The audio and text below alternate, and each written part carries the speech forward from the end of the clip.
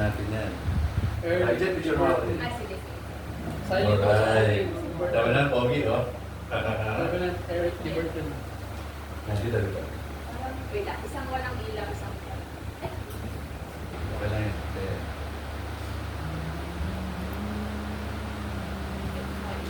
Okay. Kasi may Kapaka lang din. yeah, tapos kita nyo. Ako pa pala naman yun. Wait. Isa pa. Nice. Alright, sige. Clear. Okay. So, alright. So, palakpan natin. Ganda na para P-pop worship, P-pop edition, mga kapuso. Ayan. So, may worship ka na, may P-pop ka pa. Salamat sa Diyos, di ba? Naglabas ng mga talent yun. Salamat sa White House. Amen, Mas lumabas sa studio, andun yan eh, pero mas lumabas siya dito. So, glory to God. So, we want to thank the Lord and we're praying sa safety ni Pastor Eric at ng Team Hora sa Florida. They're there right now. They're right for the bus. So, they're there sa Houston Redemption yearly with American people, American Korean, and some Korean people are going there sa Florida para sa annual Hora. So we're supposed to be there. So siguro next time, medyo pag-pray mo natin, malukuhin ng US visa at medyo madugo at madugo rin gastusin. So in his time, maybe, we're not in a hurry, but pangarap sa atin po, sir, makakain doon. Mga youth natin dito, sa FB, the rest. So we will pray. Ito yung madali in his time. Alright? So our message for today is the message that our dear Reverend Eric Burton delivered in sharing at Hinesville, Georgia Church, Covenant of the Fourth Church. Yan, sa mga kapatiran doon. Entitled, Saved from Sin, Safe from Death. Saved from Sin, Safe from Death. Let us pray. Lord, I want to thank you for this afternoon, for this day that you gave to us. Thank you for the fair weather. Today is a rainy season, so it might rain later, but we pray, we give thanks for a great sunny half day of this day, and thank you very much. And we pray for the safety, the success of the Hora in Florida, Orlando, Florida, with our Reverend Eric Burton, as he delivered 2 messages for adult and for youth. Nawa, tagumpay ang kanyang pag-share ng message, naging maayos ang program po doon hanggang matapos po. Ano na, pagbalik ni Reverend Eric Burton, pabalik sa atin, safety po ng lahat ng delegates. And we also pray for his visit in VTSA Philippines in the very near future, protection and safety all the time, and pakingatan mo kami lahat sa lahat ng naman sa Cunao, Dilubyo, karamdaman, and even in place na to, encountering this all around this place, from roof to down here, let your angels encamp around this place, protektahan lahat ng studente dito, pati yung place namin, ingatan mo lagi pag wala kami dito. So, po yung babantay with your angels, and every one of us, every people in the BTSC, protect your families, sila Elius, sila Jersen, sila Kyle, lahat po, hindi man na-mention namin lahat mga pangalan.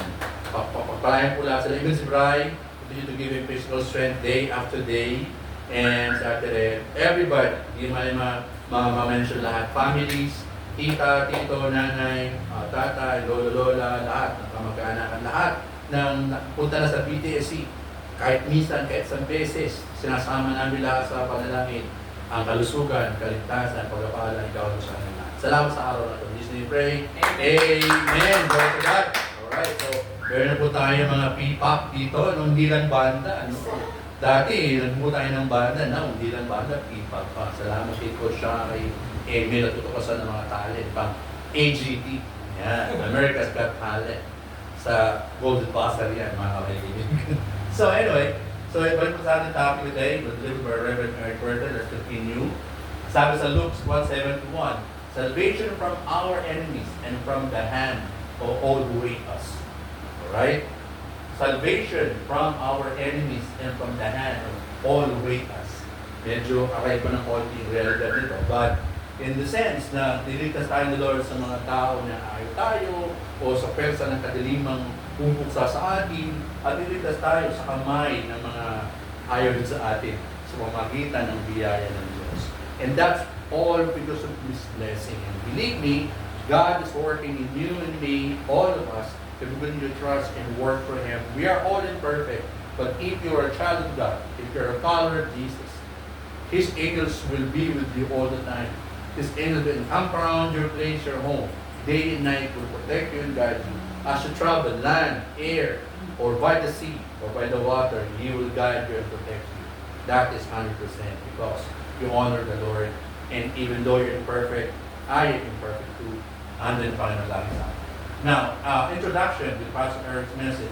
Our tormentors, who is enemies? Our enemies. Can we as human beings can overcome it? Lahat ng mga kalaban natin pwersa ng kadiliman o napaman. Kaya pa natin ito mag-isang talunin o magamit, matalo. Siyempre, ang sagot ay hindi. Kailangan natin ang tulong ng ating Diyos upang tayo ay magtagumpay sa laban ng buhay. Now, who is the only one can give us salvation? Jesus Christ. Nobody else. As I shared to this young man a while ago, there's no salvation on membership. There's no salvation in good works. There's no salvation in good things to do. Only in the name of the Lord Jesus Christ. Sino po na nagkakaiba-iba mga grupo? Kasi pagkatin po kayo ng mga grupong pinupuntahan ninyo, ang magkakaiba lang ng tanong, sino po ang nagsisave sa grupong ito? O sa church ito? Sino po ang reason why we're going to heaven? And if their answer is because we are a member of this church, or because we do good things, and because we do this sacraments and ornaments or whatnot, yun ang problema. Because only by the name of the Lord Jesus Christ can save a person, and his soul or her soul will go to heaven. That is a fact. Yun po ang katotohanan, the truth from the Bible. Pag yun po ang naiba, dyan na po nakakaiba-iba ang mga grupo o religion na ating pinupuntahan, pinakikinggan at sinasamahan. Now, one other big difference, other group religions, other leaders of the religions worldwide, lahat po ng grupo ang leader nila ay namatay ng kabuto, ng kaabo. Pero Jesus Christ, hindi po siya nakakita ng buto sa kanyang libingan o naging ash kasi dinefeat niya ang sumpa ng kamatayan ng Hades. That's the big difference for all other religions like what? Buddhism, lahat na may Uism, Taoism, Judaism, lahat ng mga ism niya. So, communism, lahat, no? Lahat ng ism. So, si Jesus Christ po, ang ultimate savior ng mundo ito. Alright. So, alam niyo ako, natanong, no? Kung ikaw hihingihan ng 3 wish, anong wish ang gusto mong hingin? Ako unang-una, ang wish ko, para kagaya dati, humaba ang buhay ng tao. Maging 900 kung kaya. Yan. First wish. Second wish, wala nang sakit ang tao. Hindi magkakaroon ng disease. Pangatlong wish, gusto ko bumango yung mga ebbs at utot ng mga tao. Akalain mo, pag-utot mo, baka utot mo. Saka pag-utot ka, wala nang tuturan mo ito. Tapos, sino mo ito? Ako po. Ang bango, bikar, drakar, ha? May Victoria's Secret utot mo, di ba? Di ba? Wala nang mag-aaway.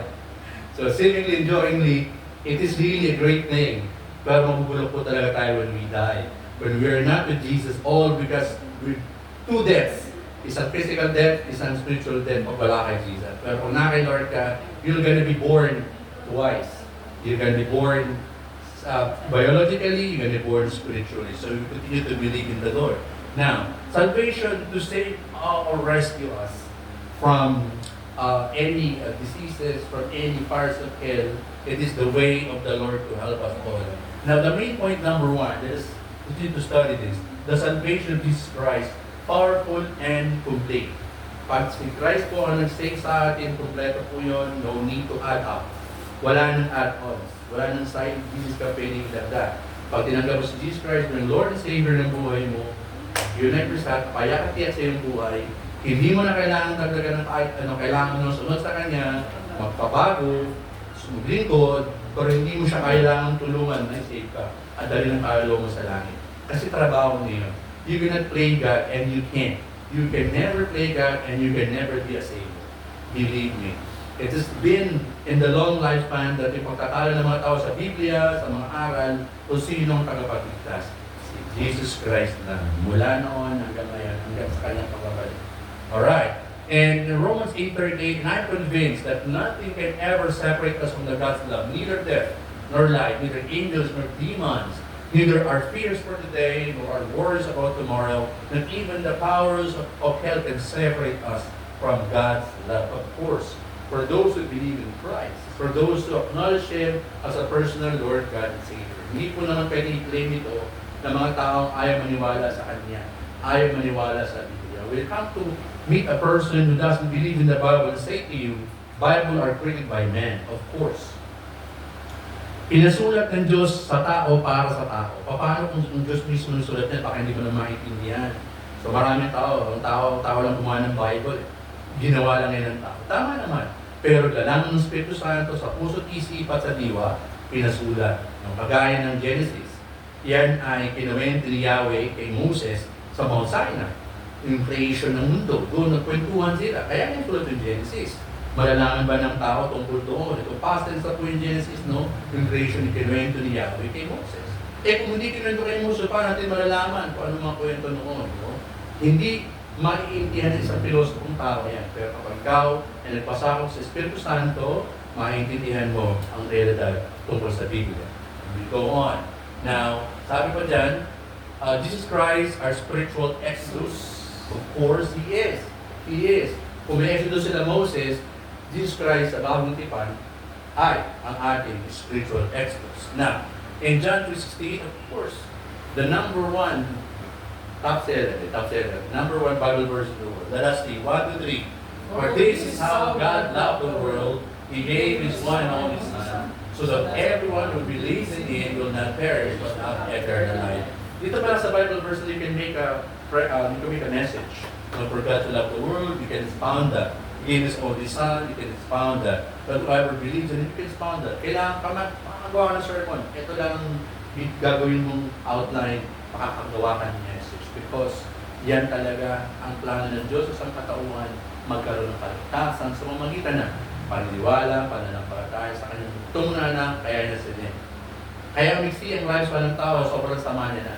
Dati 969, 900 something, umiksi ng umiksi, kinadati kay Peleg, tapos kung nagagawa nila yung Tower of Babel, gusto lang pasan ng Diyos, gusto lang kalabanan ng Diyos, nakita ni Lord, ni God, ni Yahweh, kinakalaban nyo rin ang mga ako, ano naman sense, makabuti nyo sa libo buhay nyo, paiksi na lang natin sa 200 pababa. Hanggang sinong miksi, hanggang 100 plus na lang, ang pinakamahabang lifespan niya. So makikita po natin, it's really a sad thing, but we keep on making ourselves really have a long lifespan, but only God knows how long we're going to be living. But we need to take care of ourselves, of course. Hindi naman pwedeng pabayaan at walwalin ng buhay. Next, and Luke 1:77, He will tell His people how to find salvation through forgiveness of their sins. Of course, when you come to Lord Jesus Christ, you repent, your sins will be forgiven, and then nagkaroon ka ng righteousness because He allowed you to have the righteousness of His Son. That's why you've been saved. Ikaw ay pinahiram ng katuwiran ng Diyos, kaya ikaw ay napatawad, ikaw ay mayroong katuwiran. Matuwid ka na sa mata ng Diyos. Kasi yung katuwiran ni Kristo yung pinahiram sa iyo. Tayo talaga hindi kailanman magiging matuwid at payak at ganap sa mata ng Diyos pagkat tayo mga masagot. Yan ang katotohanan. Kaya ngayon, nagkakasala pa rin po tayo. Kaya po ang kaligtasan ay sa Diyos lamang nagmumula sa ating pagtanggap sa Kanya. Now, our enemies, sin and death, human strength, can't overcome this, and we can save ourselves. Kaya po naman talaga, pinagdidibatihan talaga ng ko'y batang Kristiyano, hanggang matanda na ako ngayon. Pinagdidibatihan pa rin paano si save. Hindi na dapat yan masyado pinag-iisipan ng sobrang akbat. Simple lang naman. Jesus Christ po talaga, kung nanampalataya ka sa Kanya, tinuloy mo siyang Diyos at tagapagligtas ng buhay mo, you can have eternal life, but you need to follow Him, you need to serve Him, little by little with your life, at yun lang naman difference. Even to the last drop of breath ng isang tao, kahit criminal siya, pero tinanggap niya si Jesus, bago siya namatay, he will go to heaven. Kahit sobrang sama niya na buong buhay niya.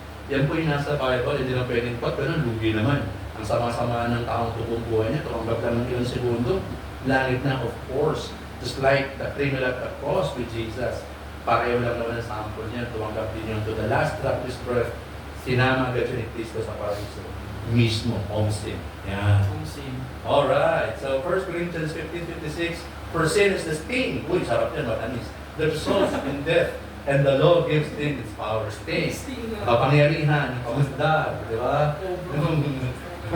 Kasalanan sa ating buhay. No? Kaya mag-cobra na lang, di ba? So, tandaan natin, meron siyang epekto. But then, we have been forgiven because of Christ's blood at the cross of Calvary, nagkaroon tayo ng kapatawaran sa ating mga kasalanan. Our victory in Christ. May church na ganyan, matagumpay na church. Victory church. So tayo ay tagumpay sa ngalan ni Jesus. We are all imperfect. We all make mistakes every day. We are all humans, but then, when we believe in Christ, follow Him. No?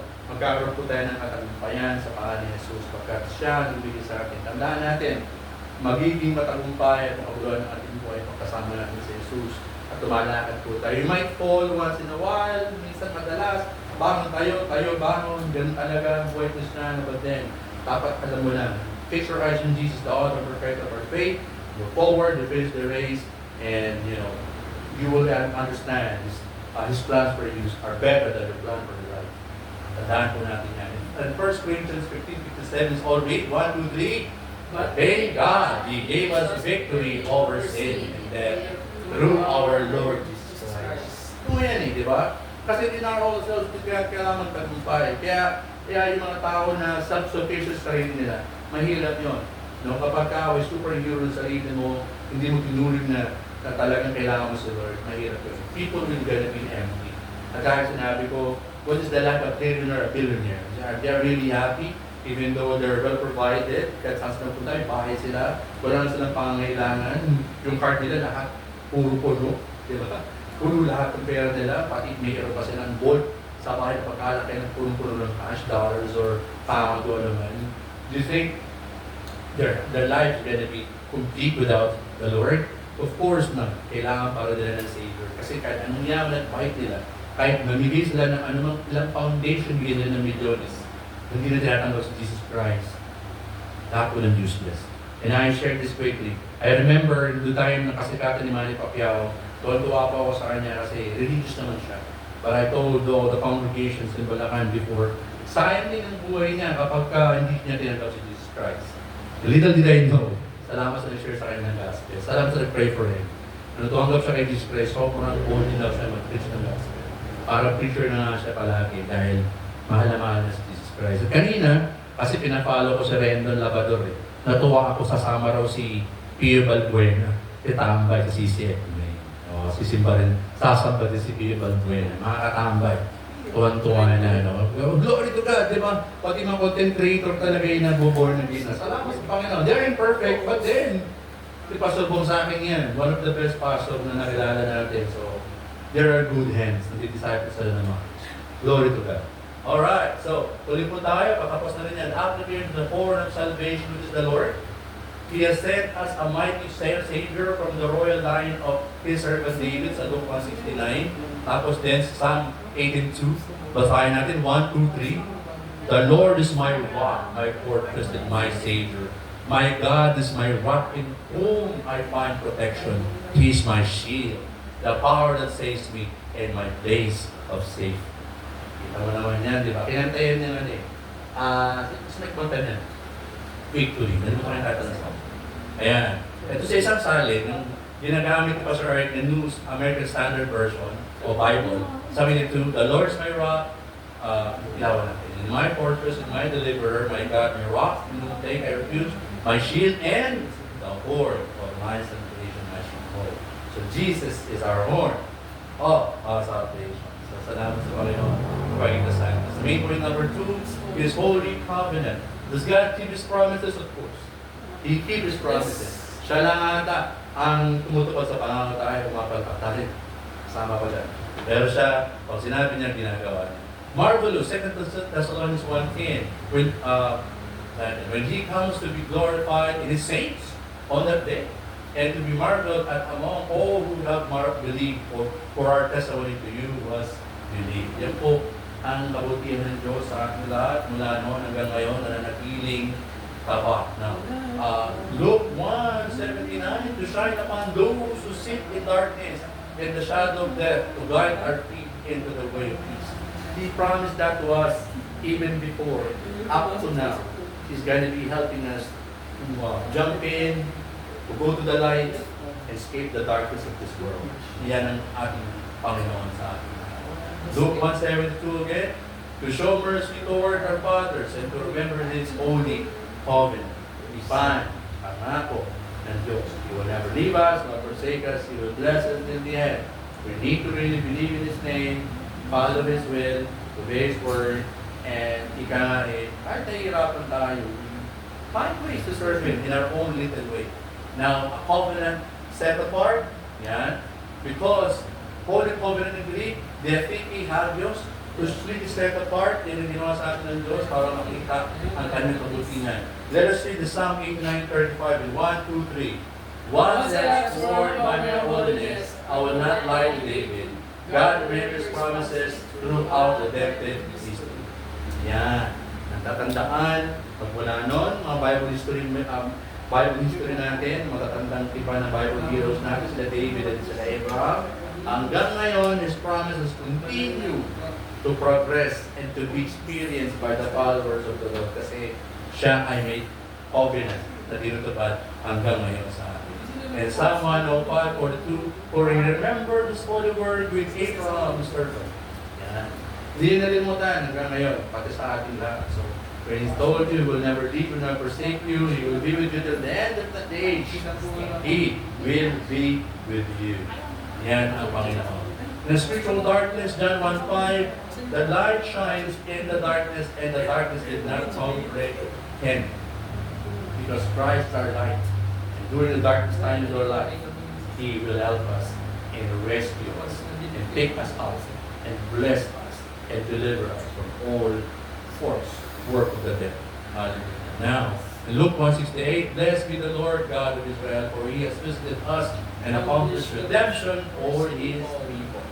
Yan. Sinil tayo ni Lord, at ang kaligtasan niyan, wala na magandang tipan, hanggang ngayon, ay pareho lamang pagkat ang kanyang mga tao, pinili mga tao, tagasunod niya, at niligtas niya ay patuloy na makakaranas ng kanyang katapatan at pagtupad ng kanyang pangako.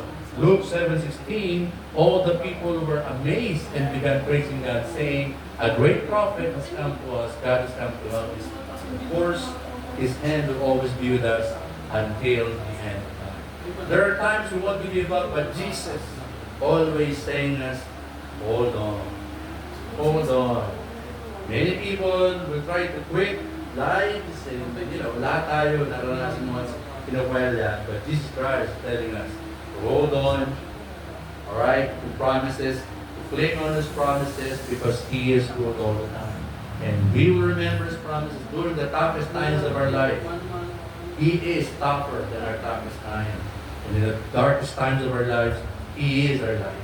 And He will pick us up and lift us up and bless us and help us to move forward and experience His weight, His peace and joy, and His abundant blessing in the name of the Lord Jesus Christ. Palapakan natin sa Lord. Yes! Yung sunrise from on high, of course, mulan man, bumagyo man sa buhay natin, spiritually, technically, literally, tandaan natin ang Panginoon ay nandyan. Luke 1:78, with the loving mercy of our God, a new day from heaven will dawn upon us.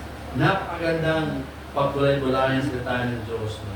Ano man ang mangyari, ano man maganap, no? Sa pamamagitan ng kanyang habag sa atin ng ating Diyos, ang bagong umaga, ang bagong pag-asa ay naghihintay para sa natin siya. Tandaan po natin, life may be too short.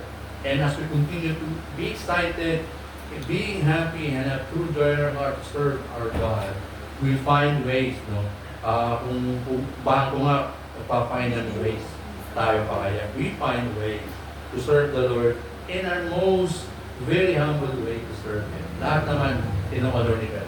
Alright? Last, in conclusion, God oaths in the promise of salvation, sin and death, and oath He swore by Himself na tayo ay Kanyang ililigtas sa kasalanan at kamatayan. Kasalanan at kamatayan. Ito po ay hell. Second death means hell. So kapag ikaw po ay tumanggap na kay Jesus Christ, follower ka na niya, you will never experience going to hell anymore because you will be with Jesus, the angels, and God, the Holy Spirit, sa heaven, worshiping forever and ever. Amen. Yun ang nangyayari yan. Malapit na balik sa Jesus Christ, and hopefully, makapunta niya tayong nagsisilbi sa Kanya, at makikita natin sa Kanyang labi, sabi niya sa akin, well done, good, and faithful servant. Hallelujah. The last thing, Hebrews 6:13, God made the promise to Abraham, and as there is no one greater than God, He used Himself when He swore to Abraham. God's promises will happen. His promises will happen because pag pinangako ni Diyos, ng Lord, ng Diyos, ng ating buhay, Chuck you. Chuck. Yeah. But the Lord chose you because He loved you and He kept His promises to your ancestors, so He brought you out of Egypt by His great power and freed you from the land of mercy. Very, angat mo atin, konti yan. Yan. Ayan. Hindi na gagalaw eh. Okay, okay. Okay, okay. Sige, forward mo na. Okay, forward mo na. Oh, yan, yan, yan. Ganda. Yun lang, Jet na lang. Balik mo na kay Jet. Yan. Go ahead, sabay-sabay. 1, 2, 3. Death, where is your victory? Death, where is your pain? Yan. Pag na-describe ka now, for those who believe in Christ, you got a total victory. Yung sa isang version yun, yung sting eh. Yung isang version yun, yung may sting. Pero tayo po na lang natin, magandang ibig sabihin niya, kamatayan, nasaan ang tagumpayan mo, kamatayan, nasaan ang iyong sakit. Hindi ka tatablan. Because God is with you, and Jesus is our Savior. And just like our title for today, ililigtas na tayo sa kamatayan, pati ang mga pain, alas na sa atin because He will never leave us. So the Lord stand and pray and sing for Him. Yay! Hallelujah! Victory! Pastor Eric. Right. See you soon. Let's pray. Father in heaven, I thank you for your message today, delivered by our dear Pastor Eric Burton to high school people. Thank you that we still have some time to have a reflection sa mga salita niya na aming pastor sa kanyang iglesia sa Georgia. At maraming salamat po sa aming lahat at sa mga taong mga kasama pa namin, sa mga di namin kasama ngayon, at sa mga kasama namin sa future, especially pag dahil na kami pastor. O Diyos, ihanda mo ang puso ng mga kasama sa amin sa special day na yan with the Reverend Eric Burton. Mga dito, mga a week, 2 weeks, we don't know, but one thing for sure, it's going to be meaningful, it's going to be blessed, it's going to be historical and monumental para sa amin lahat. And fun, kasama ang aming pastor na mamahal sa amin, kahit kami ibang lahi, at sabihin natin mababang uri ng bansa, ay kami minamahal at binibigyan ng halaga. Ito kami na lang sa Panginoon Jesus. Amen!